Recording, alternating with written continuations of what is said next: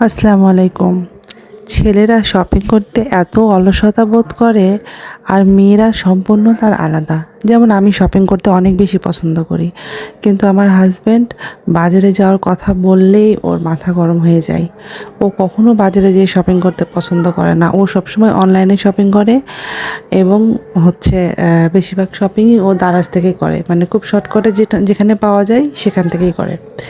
Choice করা লাগবে না, গায়ে পায়ে হলেই হলো। যেটা গায়ে হবে সেটাই গেঞ্জি কিনে নিবে, যেটা পায়ে হবে সেটাই স্যান্ডেল বা শু কিনে নেবে।